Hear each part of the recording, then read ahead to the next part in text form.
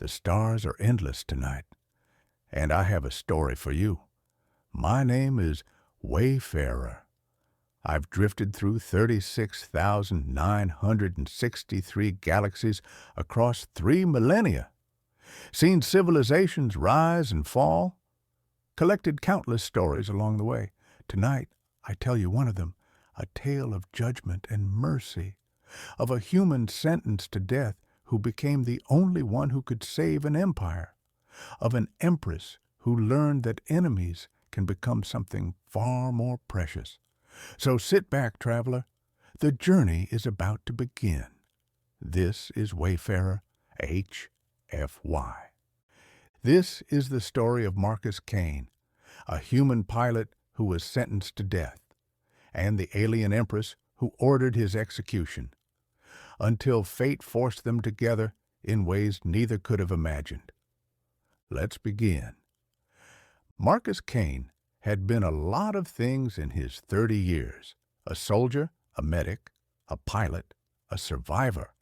He'd served in the Human Defense Corps for 12 years, patching up wounded Marines on the front lines, flying rescue missions into hostile territory, saving lives when everyone else had given up hope. He was good at what he did, the best, some said. But none of that mattered now, because now Marcus Kane was a dead man. It had started 3 weeks ago. Marcus had been flying a solo reconnaissance mission near the edge of Veil space. The Veil were a proud, ancient species, elegant, powerful, and deeply isolationist. They had signed a treaty with humanity decades ago, but it was a cold peace. Humans stayed on their side of the border. Veil stayed on theirs. Cross that line, and you were on your own. Marcus hadn't meant to cross it. A solar flare had knocked out his navigation systems. By the time he realized where he was, it was too late. Veil patrol ships had already surrounded him. They didn't ask questions. They didn't give warnings. They just opened fire. Marcus's ship took a hit to the engines. He tried to jump to FTL, but the drive was fried. He tried to fight back, but his weapons were offline, so he did the only thing he could. He ejected, activated his emergency beacon, and prayed that someone, anyone, would pick up the signal before the Veil found him. They found him first. When Marcus woke up, he was in chains. Heavy, cold metal cuffs around his wrists and ankles. He was kneeling on a polished stone floor in a massive throne room. Veil architecture was breathtaking. Soaring ceilings, intricate carvings, light filtering through crystalline windows. It would have been beautiful if Marcus wasn't about to die. At the far end of the room, seated on a throne of black stone and silver, was Empress Lisa.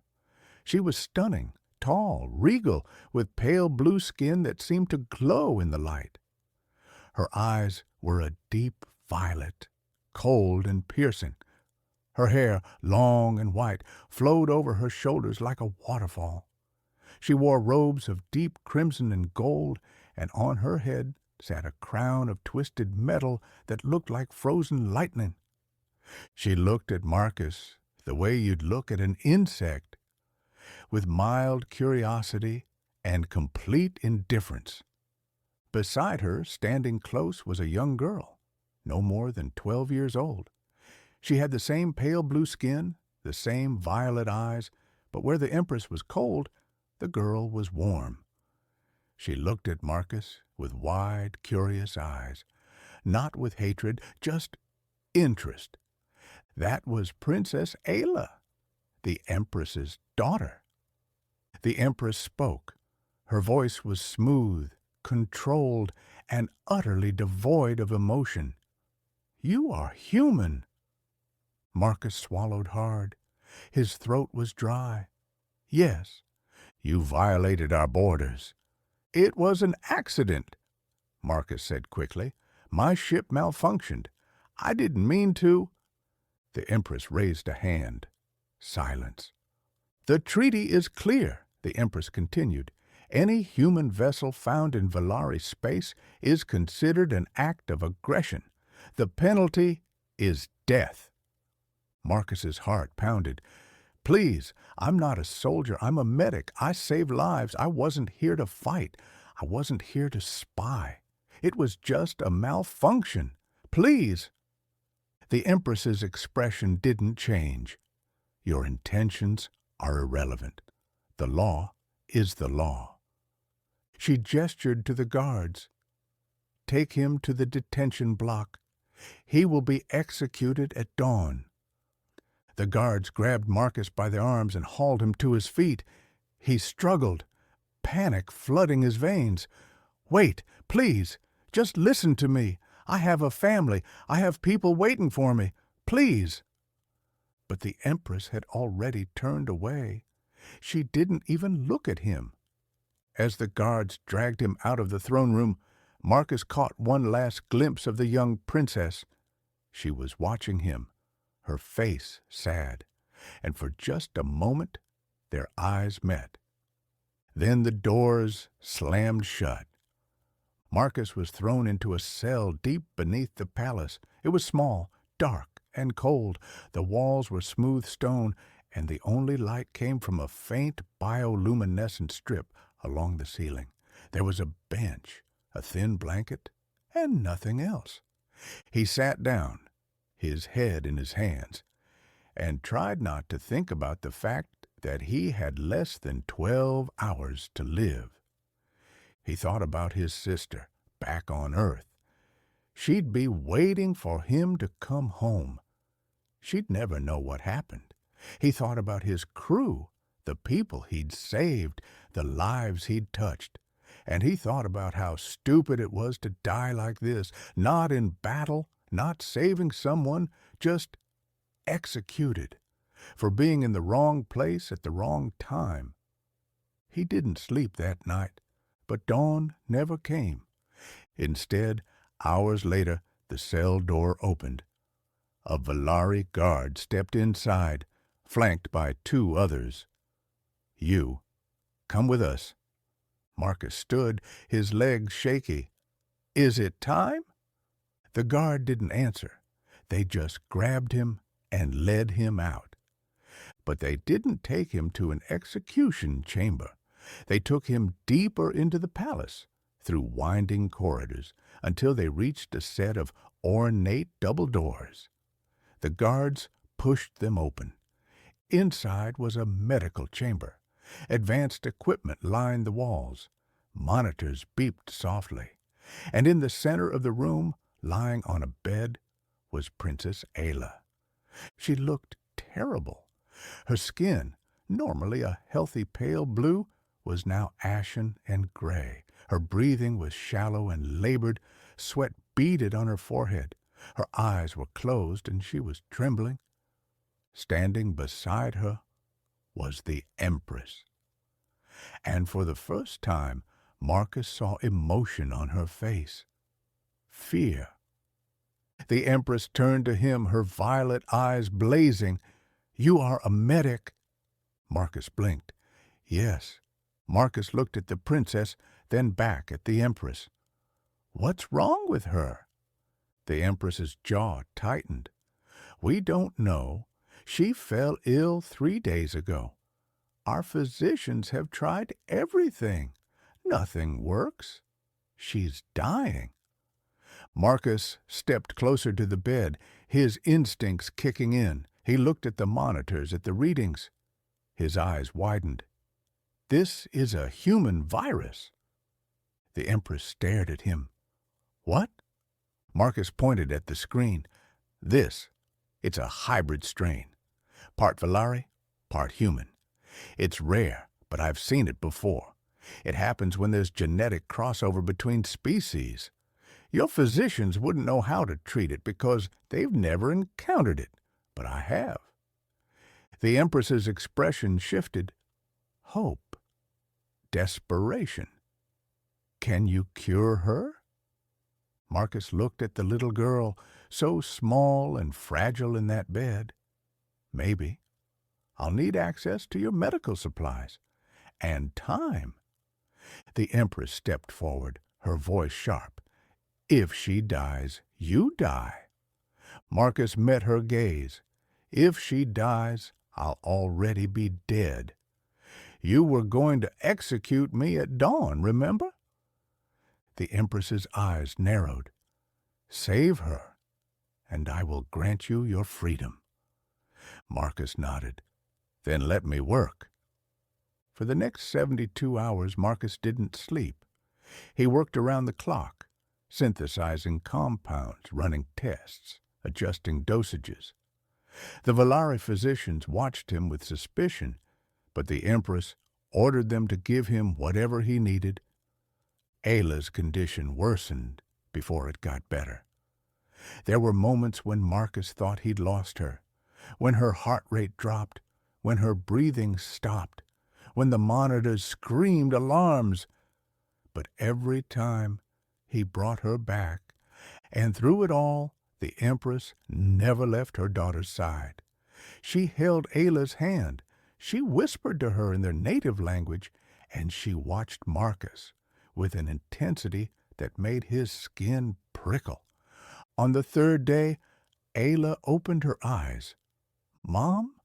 she whispered, her voice weak. The Empress's face crumbled. She pulled her daughter into her arms, tears streaming down her face. "I'm here, my star. I'm here." Ayla looked past her mother and saw Marcus. He was slumped in a chair, exhausted, his hands stained with chemicals. "Who's that?" The Empress looked at Marcus. Her expression was unreadable. "That's the man who saved your life." Ayla smiled faintly. "Thank you." Marcus managed a tired smile. "You're welcome, kid." Over the next few days, Ayla recovered quickly. Her color returned, her strength came back, and she became fascinated with Marcus. She asked him questions about Earth, about humans, about his life. And Marcus, despite everything, found himself answering. She was sweet, innocent, curious. She reminded him of his niece. The Empress watched these interactions from a distance, and slowly, something in her began to shift. One evening, as Marcus was preparing to leave Ayla's room, the Empress stopped him. "Walk with me?" Marcus hesitated, then nodded. They walked through the palace gardens. It was night, and the sky was filled with twin moons. The air was cool and fragrant with alien flowers. The Empress spoke first. "You saved her." "I did what any medic would do," Marcus said.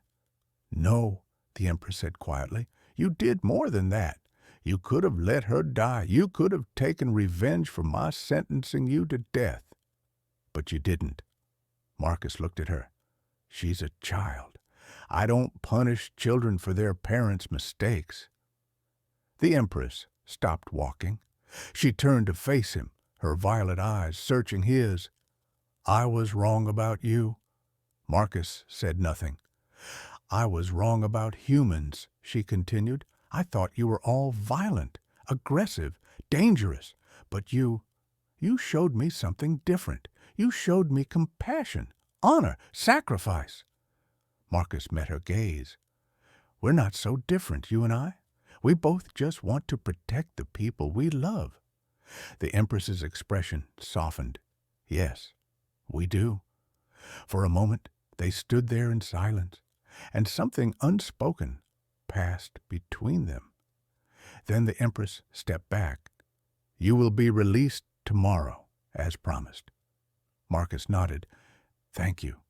But as he turned to leave, the Empress spoke again. "Marcus." He looked back. "If you ever wish to return, you would be welcome." Marcus smiled. "I'll think about it." But he never got the chance. The next morning, as Marcus was being escorted to his ship, alarms blared throughout the palace. Explosions rocked the walls. Smoke filled the corridors. The guards around Marcus drew their weapons. "What's happening?" Marcus shouted. One of the guards snarled, "Traitors! Counselor Draven has launched a coup. Marcus's blood ran cold. Where's the Empress? The guard hesitated. The royal wing. But it's too dangerous. Marcus didn't wait. He ran. He sprinted through the chaos, dodging debris, leaping over fallen guards. He didn't have a weapon. He didn't have armor. But he didn't care. He reached the royal wing and found it under siege. Draven's soldiers were everywhere, firing on the Empress's loyal guards. And in the center of it all, standing in front of her daughter, was Empress Lyssa. She held a plasma blade in one hand, her face fierce and defiant. But she was outnumbered. Marcus didn't think, he just acted. He grabbed a fallen guard's rifle and opened fire. 3 of Draven's soldiers went down before they even knew what hit them. The Empress's head snapped toward him. "Marcus, get Ayla out of here!" Marcus shouted. "I won't leave my people. Then we fight together." The Empress's eyes widened. Then she smiled. A real, genuine smile. Together. They fought side by side. Marcus with his rifle, the Empress with her blade. They moved like they'd been doing this for years, covering each other, protecting each other. And slowly they pushed Draven's forces back. But then Draven himself appeared. He was massive, armored, and wielding a plasma cannon. He aimed it at the Empress. "Lyssa!" Marcus screamed. He threw himself in front of her. The blast hit him square in the chest. He went down hard, pain exploding through his body. "Marcus!" The Empress dropped to her knees beside him, her hands on his face. "No, no, no, no. Stay with me." Marcus coughed, blood on his lips. "Ayla, get her. Safe." The Empress's eyes filled with tears. "You're not dying. I won't let you." She stood, her face a mask of fury, and she charged Draven. The fight was brutal, fast, vicious, and when it was over, Draven was dead. And the Empress was standing over his body, breathing hard.